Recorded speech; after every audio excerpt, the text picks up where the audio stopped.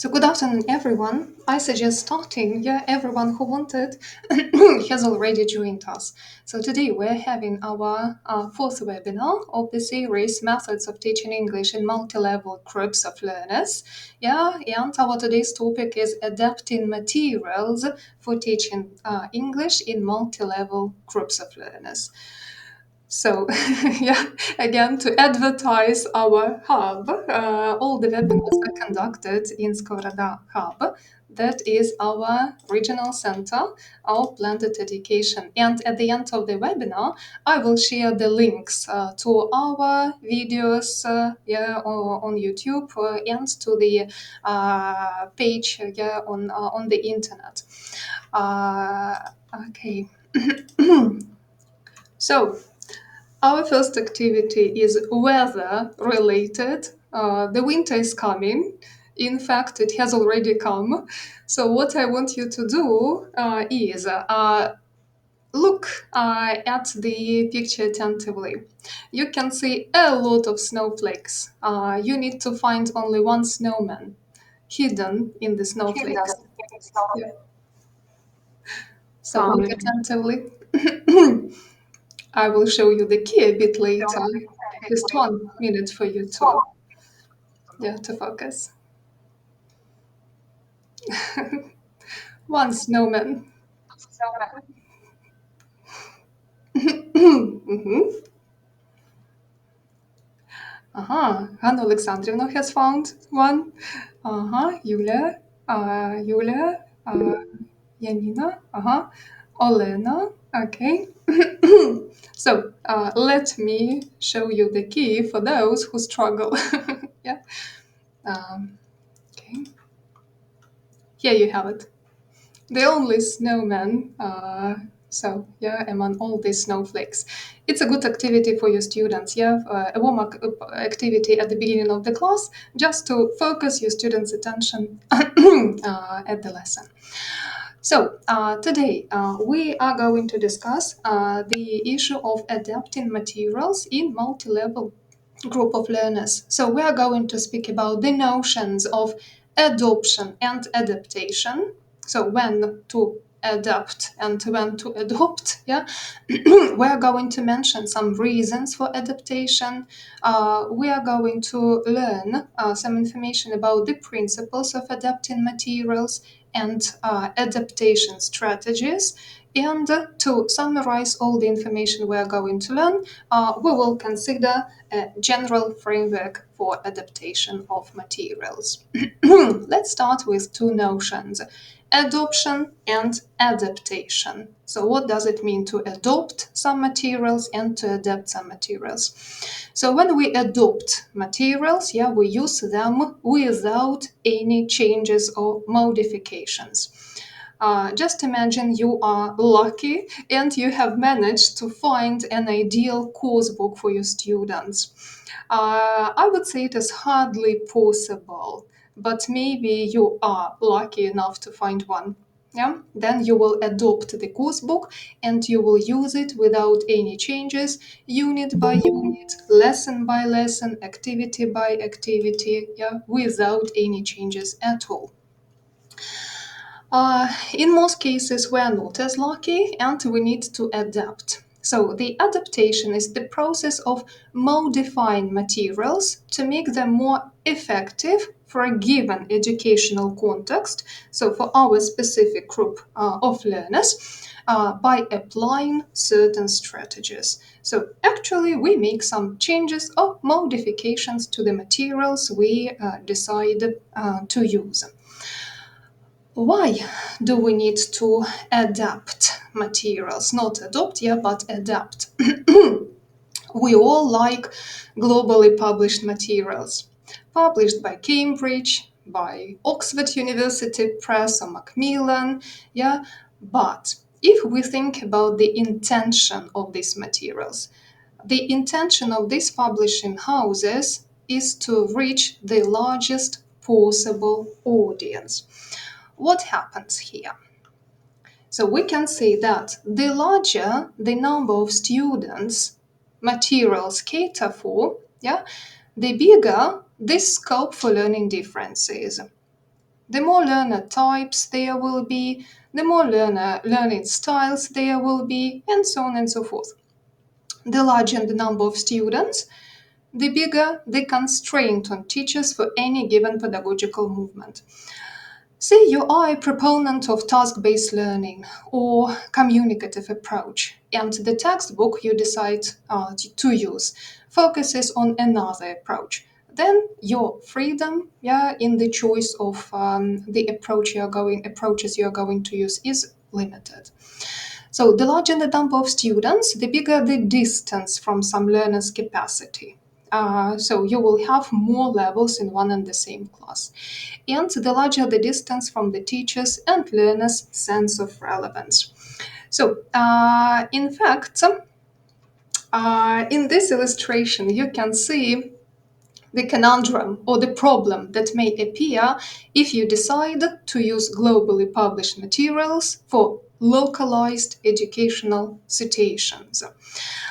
Some scholars say that globally published materials, which are predetermined in terms of content and procedures, can be considered a circular solution for square needs.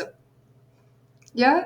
So, what happens here is that if you decide to use globally published materials, at least one element of instruction, it can be your teaching style, it can be differentiation, it can be cultural relevance, so whatever, this element will not be satisfied, right? And we can say that uh, these globally published materials take into account an average or typical, I would even say a stereotypical image of a learner.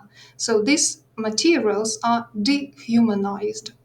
What we need to do, with them when we decide to use them, we actually need to rehumanize them. How can we do that? I have mentioned some general reasons for adaptation. I would like you to think of some specific reasons you might have had while teaching your students. You see some examples. So, you decided to use some materials, but you see that they are not age appropriate, or you see that they are not level appropriate. What are the reasons for adapting materials can you think of? So, not age appropriate, not level appropriate. What else? The whole course book, or maybe some unit, or even some activity, separate activities in the unit. Probably it can be culturally not appropriate, religiously not appropriate, Yeah. because if we adopt something from UK-based editions, for example, now I'm in UAE, few things are totally prohibited. So, like even when we use some books with rainbow, we have to cut it out because rainbow is prohibited in UAE in schools, universities. Yeah, so the more distant the cultures are, the more modifications you need to make. Yes, Reisa Fedorina mentioned interests, hobbies and interests of our students, that's right. So here we take into account our students' needs and preferences. But we may consider like the procedure itself, maybe the order of activities, or the balance between skills and sub-skills. So what are the reasons can you think of? Yulia? Maybe we need to adapt some materials because we don't have balance between lots skills and hot skills Yeah. and hot skills. That's why we need to adapt the materials by our knowledges. Yeah, that is true. So if we consider Bloom's taxonomy, we remember that the first three layers are connected with lower order thinking skills, and most materials develop, unfortunately, lower order thinking skills. But we need to remember that we need to make our students more mentally active. That is why we need to create some activities to develop their analytical skills, critical thinking, evaluation skills. That's right. So no balance between loads and hordes, maybe no balance between skills and sub-skills. Some books are too focused on teaching grammar, vocabulary, on sub-skills, but not on communication. Okay, here I have a list of possible reasons. You can see that it is not comprehensive. You can continue that, but let's look at the specific reasons you might have had in your practice. So, materials may not be age or level appropriate. Materials may not be authentic, and in most course books you will not find authentic materials. What we need to do, we complement the course book with the authentic materials we can find, for example, online. In some course books or in some units, no follow-up activities are provided. For example, there is a pre-reading and while-reading stage, but there are no activities for post-reading stage. So you will modify such a unit. Materials may be confusing or misleading for your students. Then you will need to reformulate the explanation by making it shorter. Some areas may not be sufficiently covered. For example, writing. In some books there are no writing activities at all, and to strike the balance between skills and sub-skills, you will need to modify.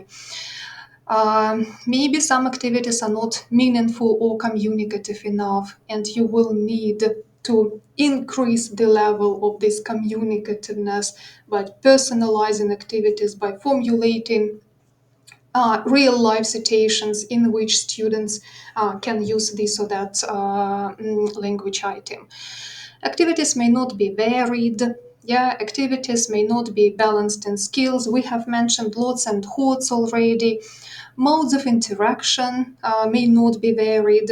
Like in the instruction, you will not find any information about how your students are going to work in pairs, in groups, in small groups, individually, and you will need to modify the instruction. The materials you decide to choose may not develop learner autonomy. Then you will need to modify again to give your students more freedom of choice, maybe to make by making activities more complicated for advanced students. Materials are not culturally appropriate. That is what Yulia has mentioned.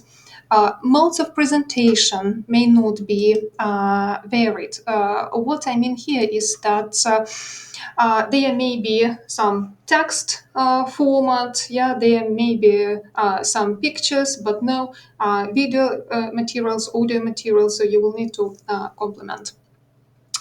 Then the amount of material does not correspond to the time allocated. You may have too little time to cover the topic, and that is why you will need to reduce the amount of material given in the course book. No assessment is provided, no reflection is provided, no revision is provided, and you can see that there are more reasons, that I have thought of. So as soon as you understand that, you have a problem, like there is no match or no congruence between the materials and your students, you decide to adapt. How do we adapt materials? We may follow these 6 principles. And it doesn't matter whether you have just a multi-level group of learners who differ only in the level of their language command, or you have a heterogeneous group of learners who differ in interests, age, learner types, and so on. So the first principle is to localize. As Yulia mentioned, yes, we need to take into account our students' ethnic, cultural background, their economic background, the resources they have and we have, yeah? So we make it more locally appropriate. We need to contextualize materials. So if you see that there is not enough context in the course book that you have, then you start formulating or thinking of different, again, communicative situations. Your students are likely to use these linguistic units in real life. And you make the whole process more meaningful for your students. Your students understand why they are learning this or that grammar structure, this or that set of vocabulary items. The third principle is to personalize. So you take into account your students' interests. Yeah? To individualize, it means that you take into account your students' level of language command. So it is directly connected with teaching multi-level groups of learners. You take into account the pace at which students can cover the topic. And I like the last two principles. So, to touch the heart and to touch the mind. To adapt the materials, you need to touch the heart of your students. To do so, you may include a social and emotional component in your unit or in your lesson. Yeah, you start developing your students' tolerance and soft skills, kindness. So you help them grow personally. And the last one is touch the mind. That is what Yulia mentioned about higher order thinking skills. So we need to strike this balance between lower order thinking skills and higher order thinking skills. Even at at lower levels, we can develop students' analytical and critical thinking at lower levels. It's not a problem at all. So we need to make our students more mentally active. Yeah? So they are 6 principles we can follow. But when we follow them, yeah, we can use different adaptation strategies. You can see 8 adaptation strategies here, but actually you can see just the pictures. The letters are jumbled up. So I will give you some time to look at the letters and unjumble them. What is number 1, do you think? It's an adaptation strategy. What can we do with the materials? To simplify them. Yeah, so the first one is simplification, right? Okay. Number 2, what is that? Mission. Uh-huh. Mission. A mission. Yeah, number 2 is a mission. Okay. Then it can be deletion, yeah, or a mission. Then number 3, Addition. addition. Addition. Yes. Okay, number 4. Extension. That's right. 5. Replacement. Replacement. That's right. 6. Branching. Branching. Yes, that is branching. Then 7.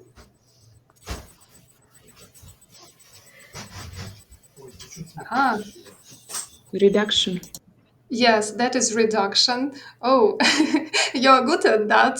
You know all the strategies. And 8 is the picture may help. Reordering. Yeah, that is reordering. There are more strategies. Actually, these 8 are the main ones. Here you have the answer. So simplification, omission, addition, extension, replacement, branching, reduction, and reordering. I would say that some of these strategies involve the adaptation of the quantity of the materials, yeah, and some of them involve the adaptation of the quality of the materials. So if we take simplification, just think of the word simplification. Is it about quality or quantity? Quality. Quality, yeah. If we take reduction or addition, Quantity. quantity probably, yeah, and it depends on the addition.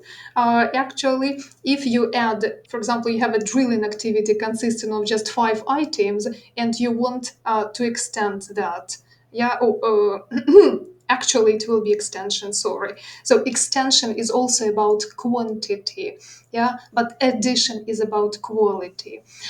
So we're going to look at at each strategy, yes, just one by one.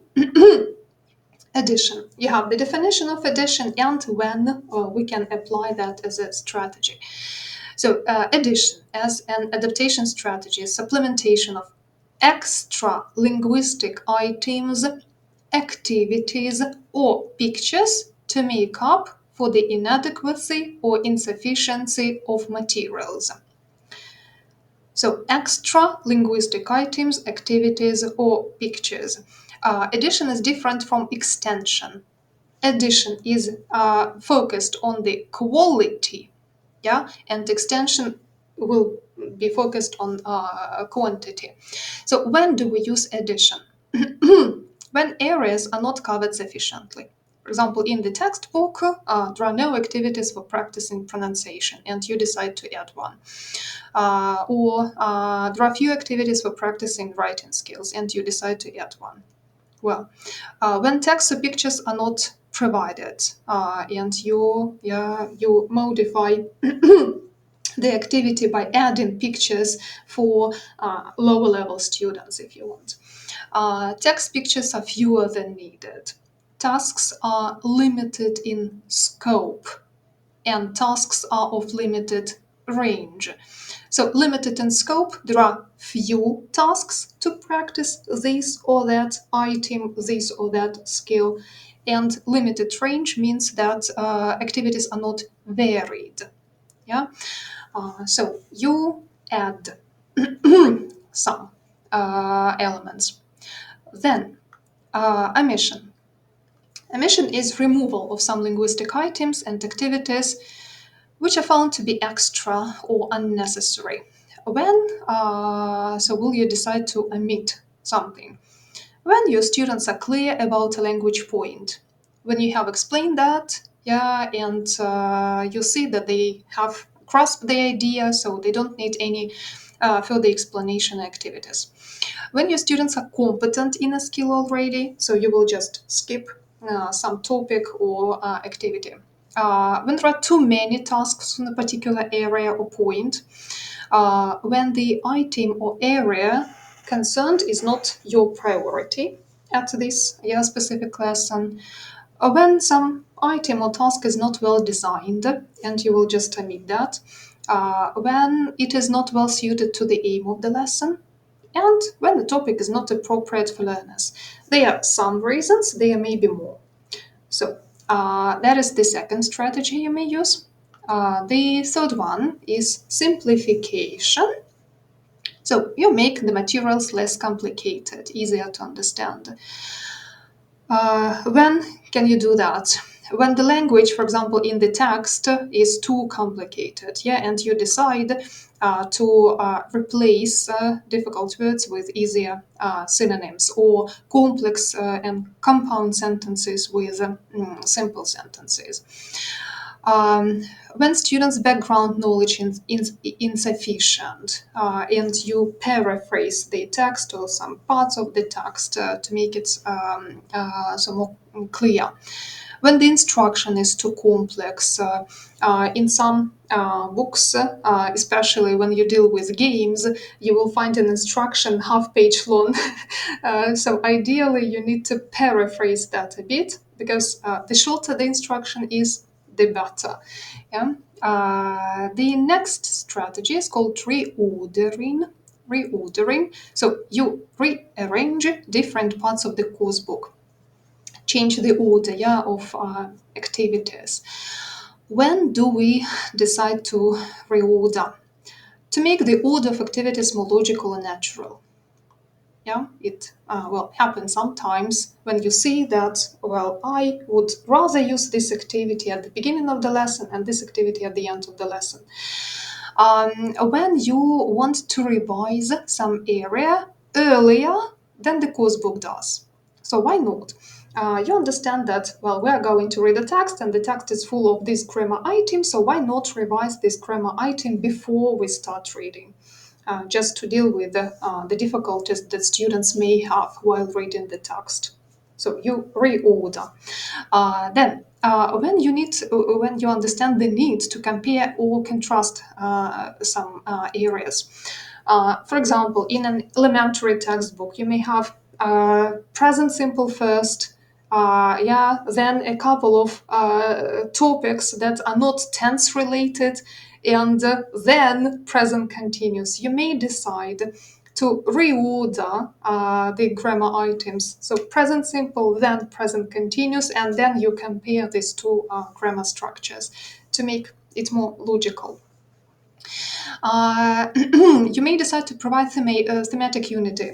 Just imagine a situation when your course book starts with the topic on sports, then some other topics not related to this one, and at the end you will have healthcare. So you may decide that sports is connected with health, and you will reorder the topics in the book. Again, there are some reasons you may think of more. Reduction, the next strategy. Here you make the materials shorter. So it's about quantity rather than quality. When do you decide to do that? So when a text contains excessive information, you understand you don't need that. You decide to focus on the main idea. Then you will reduce the amount of the information. When a drilling activity contains too many items, 30, 50 items, as in some grammar books, so you will cut it short. When grammar presentation section provides too detailed information, you think that it is excessive, so you will reduce that. Extension is just the opposite technique or strategy. You make the text or activity longer. When do we do that? When a text does not cover all the issues, when a drilling activity is too short, when the number of words or phrases or exceptions in a grammar rule is not sufficient, and you decide to extend the list. You have a set of vocabulary, for example, hobbies. There are just 5 new words for your students, but you understand that they are able to learn more, so you will extend the list of these words. Or your students are going to practice speaking skills. You provide, you see that in the textbook you have a list of useful phrases they can use while speaking. You understand that the number is not enough, so you will decide to extend the list of these useful phrases, maybe for lower level students who will need more support like that. So that is extension. And we have 2 more, replacement and branching. What is replacement here? So replacement is actually using one activity or text instead of the other.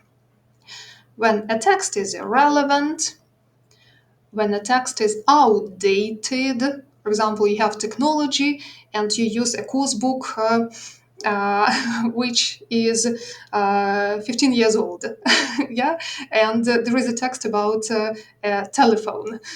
So you decide to replace this text with something more up to date.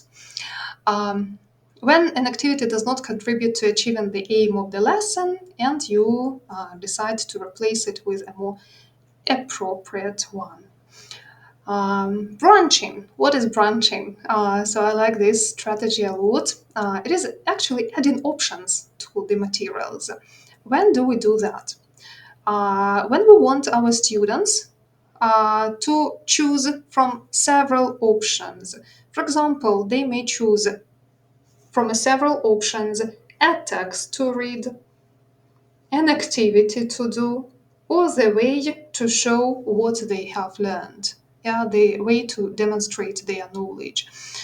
By doing so, you give them freedom of choice and you differentiate the process. You can do that when you create menu lessons. Students have several options for starters, several options for the main course, yeah, and several options for the dessert, and they choose one activity from each, so to say, dish. Then choice boards. That is actually an activity with several options, up to maybe 9 options, and you can give students these choice boards for a long period of time. You can ask them, well, every day choose one activity to do. You teach them reading. Yeah, they read the book and choose one activity to do every day, like that. So that is called branching. I will return to the strategies. So you can see 8 of them here. Which of them have you tried? Which of them do you like most? Which of them you have never tried but would like uh, to try out? Okay, I should say that I don't like adapt my material. It's very easy when you have everything ready-made for you. Yeah, so, but usually I do reordering, I do addition, omission, I should say. So I have not practiced branching. It's a new idea for me. I would like to experience with it. So I have applied replacement, yeah. So and reduction, I think. And reduction, yeah. What about addition? So what do you usually add to the materials that you're currently using? I usually add visual aids because my textbook lacks them a lot. So I need to give some visual, how to say, just visual supplement, yes, to the material. Visual aids or just scaffolding. Yeah, just to get my students a little bit just involved in the material, especially when we have a reading practice. It's about addition, yeah, just mainly visual aids I add. So to make it I more, add some concept questions concerning some instructions, because some instructions are too complicated even for me to understand what my students should do.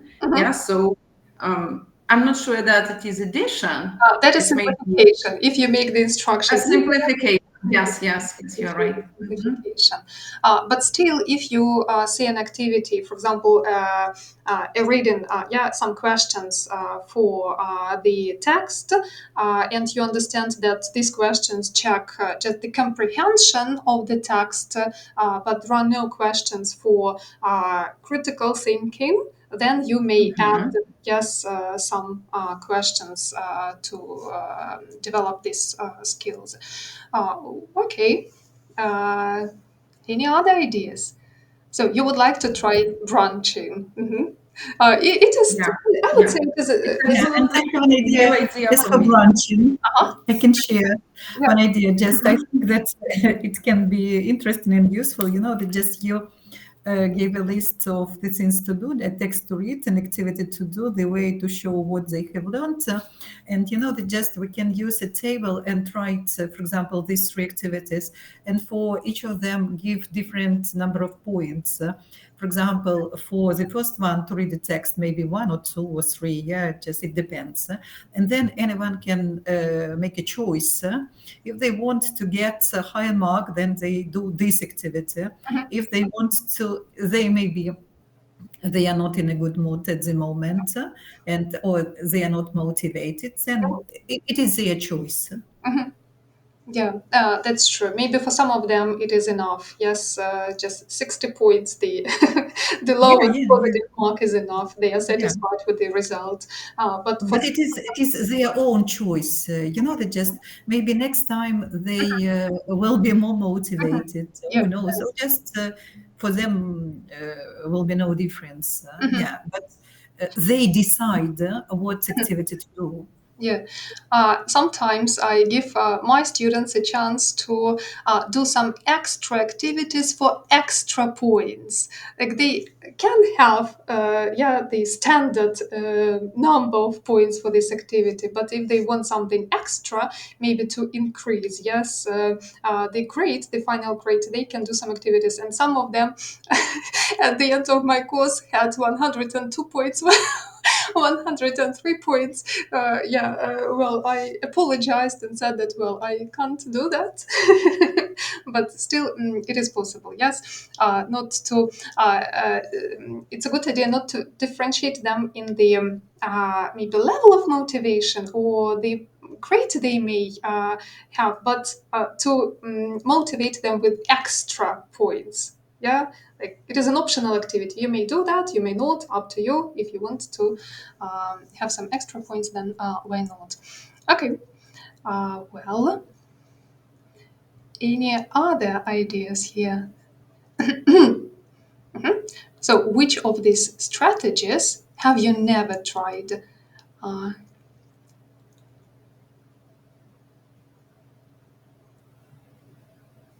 okay, which of them would you like to try? Maybe as students.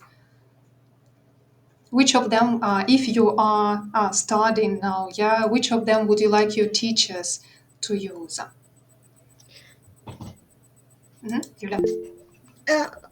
I think as a student, I also would be interested in branching because I don't think we are facing these methods so much. It's an idea for me for the next term to branch your seminars. Okay, we have considered some strategies, yeah, and to summarize the information that we learned, I decided to create this framework. Actually, I adapted this framework. It already exists, a framework for adaptation. The first step that we need to take is to analyze external and internal factors that we have. To achieve this congruence or the match between external and internal factors. What are external factors? External factors or external criteria are what we have. So, our students' characteristics, the physical setting, in our case, the virtual setting, resources, the size of our class, so what we have now.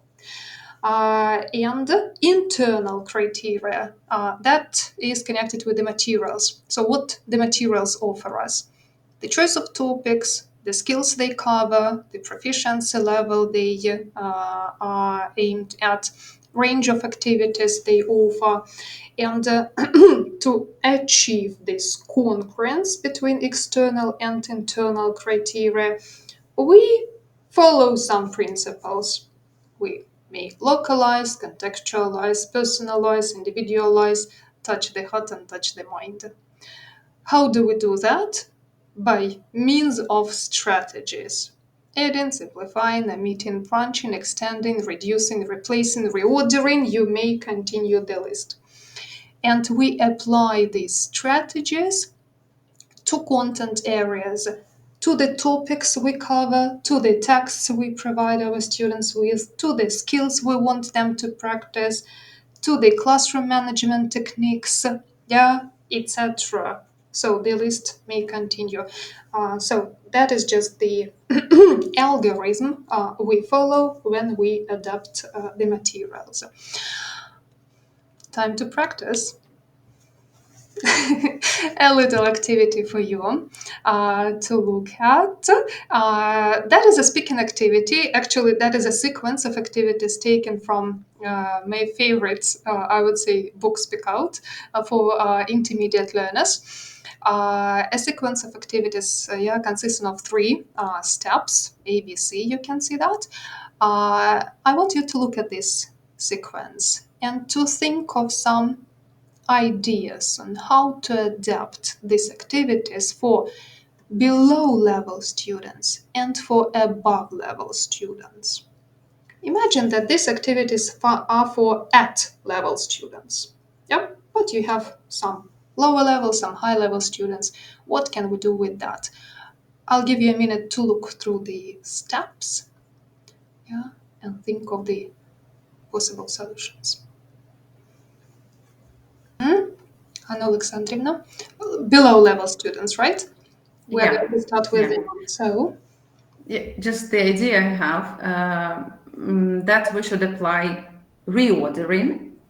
So it's better to start with thinking about your neighborhood. Then it's better to compare the answers, the ideas with the partners they are sitting next to, or just in pairs. Then suggest working in pairs to discuss, just to deal with activity A we're given here. Just my way of thinking is B is the first one, C is the second one. Comparing not in groups, even in pairs for below level students, because if we have more than 2, it will be difficult for below level students to put all their thoughts together in their mind and to deliver them. And then the last step, when they work in pairs and they discuss something, maybe by accompanying with some visual aids. They can find on the internet or just in their cell phones, have some pictures. Okay. Would you change the questions in step B? Like, think about your neighborhood. What would you make? What would make it more beautiful, better, more interesting? Would you change these questions? Maybe better for your health? It's not clear for me. But what would you make it better for your health? So I'm thinking of the question, and I can imagine below level students. Yeah, so this question can cause some troubles for students to think over. And more of a community. It states a global idea to think of. Okay. That's a good idea. As for me, I would change these questions because actually the way they are ordered now, these steps, are to me logical, because first you think of your neighborhood, what you like and you don't like, and then what would make it more beautiful, better, more interesting. Maybe adding one step. Think of your neighborhood. Describe it. So, what facilities do you have there? Like that. Yeah. Then, what you like, dislike, and then what would make it better. Maybe like that. Okay. Yeah, to extend, just to add some information. It's about this extension. It will be addition. It will be addition. Addition. Yeah. Extension is just so the change of the quantity. You can add some extra items to the activity that is already given. And addition is about the quality. And here we change the quality. Yeah. Well, why not? So to add one more step. What else can we use for below level students? We have some pictures here. Yeah. You remember that we can localize, personalize, touch the heart and touch the soul, and the mind. Yeah. So Maybe the easiest question is for below level students. What can you see on just in the pictures to describe using some tenses forms, something like that. Yes. For Yes. example, you are practicing present continuous. You're welcome, yes, to describe the pictures. It is the easiest way. Yeah. Then you can ask some questions to person. Oh, sorry. Just I can see that I have some troubles with my internet access. So then you can ask some questions about comparing the facts or just the actions or the objects they can see in the pictures with the real context to personalize. That is true. Yeah, that is true. Okay. How can we touch the heart of our students? Maybe we can ask them what location make you emotional, what location and the pictures make you more emotional, what are near to your expression. Yeah. What is your personal opinion about Yeah. these So, locations? which pictures evoke positive feelings? Which of them evoke negative feelings? Like the last one here, Yeah, right? yeah, And yeah. and why? Okay, why not? That's a good idea. Would you add any extra vocabulary your students may use below level students? Like, what facilities do you have in your neighborhood? And they may Oh, not know the words, so you will provide them with a list of words. Yeah, like yeah. shopping mall, gym, and so on and so forth. Hospital. Okay. Anything else? To make this activity more personal, what can we? Maybe recollect the time when you were just at the age of 5, or just when you visited a new place to you, and just speak about that, describe it. Yeah. Yeah, yeah. It is sharing such information is very interesting, that they can compare the things they like to do. Yeah, my first year students. I don't actually remember the topic we discussed, but it was connected with the neighborhood and with the memories they had from their childhood. And some of them are abroad now. And well, I by asking this question, I actually touched their heart, I would say, because they all of them said, well, we miss, we miss the place we were born. So I remember this path we walked to the kindergarten with my parents and so on and so forth. So they just felt nostalgic. So what I would use here is maybe one more step, but you should do it before. So you should ask your students to do that before they come to the lesson. Just take some photos of your neighborhood. Why not? Yeah, they can share the photos with their group mates, and this will make the activity more personal because they will not speak about some abstract pictures, yeah, not related to their life. They will speak about something they are familiar with. Well, and they can cooperate. So if they express their ideas on what would make their neighborhood better, then they can work in pairs and advise, each other, uh, right? If they look at each other's pictures.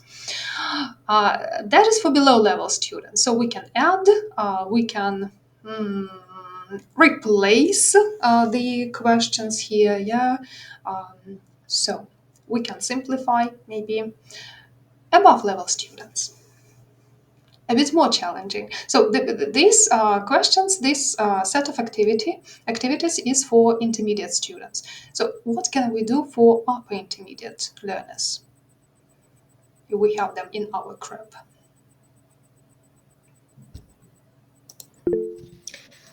Maybe we can provide them to write a short story about their neighborhood. A short What kind of story. story should it be? It should be. So, what kind of neighbors do you have at your neighborhood and what advantages and disadvantages you can mention in your essay, for example. So you would ask them to describe not only the neighborhoods, yeah, but also the people who live there. Why not?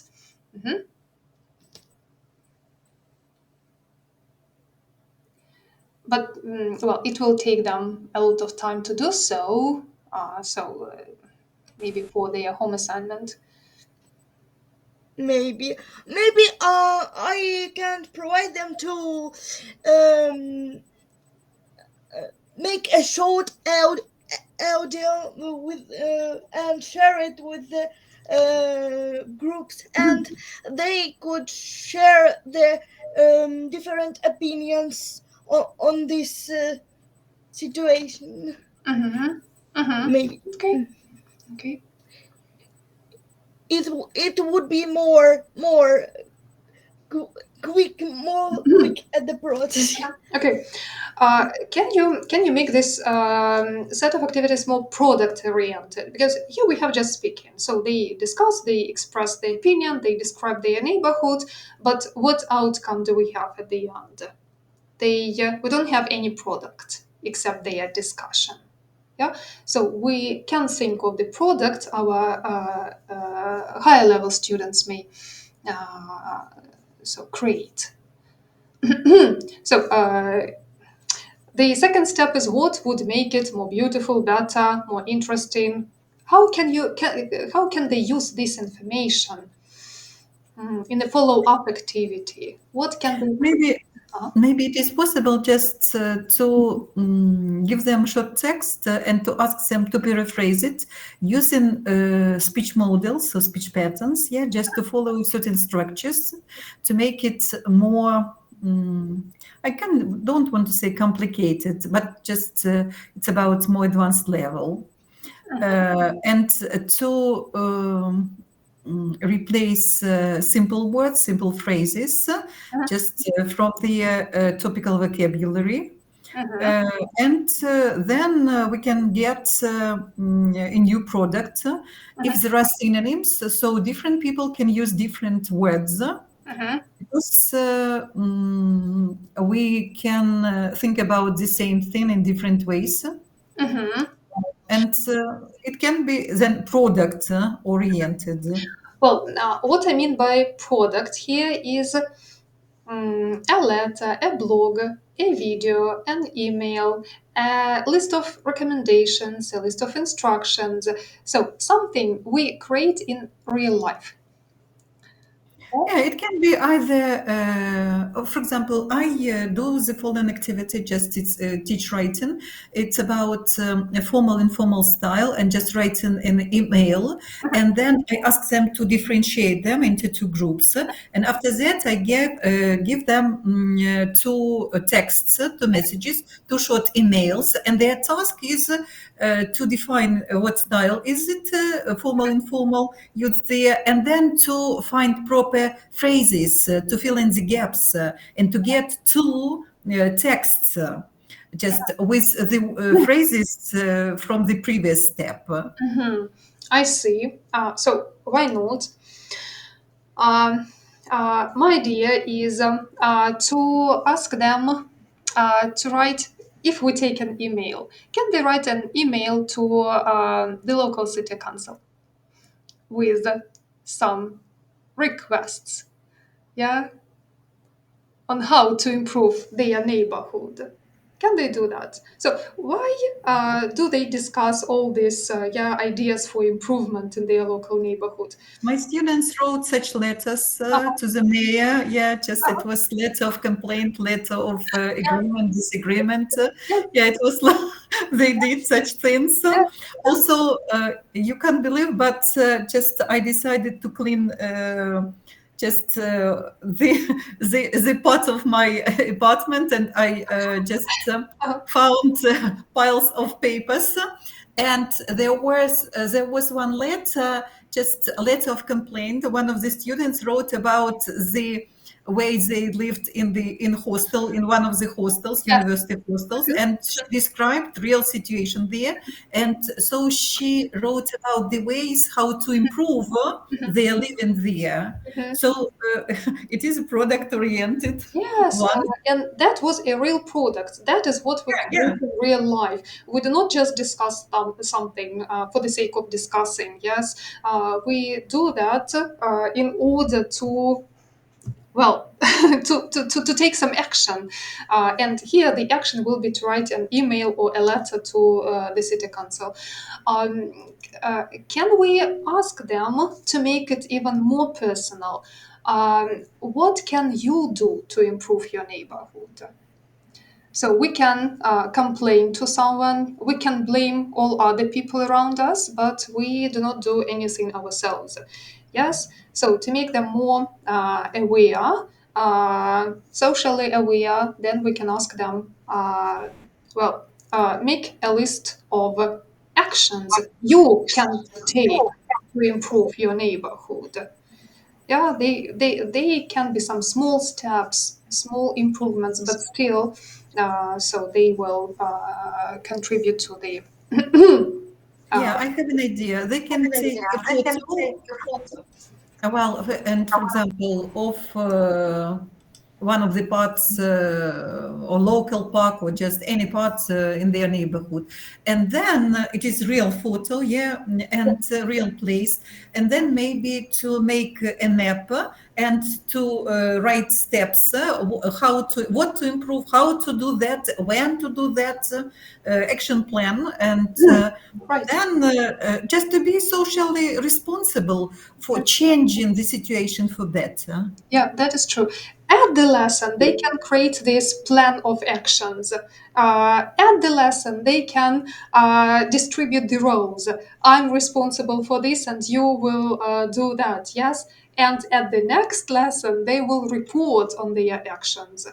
So, what they have done to improve the neighborhood within these 2 or 3 days between two lessons.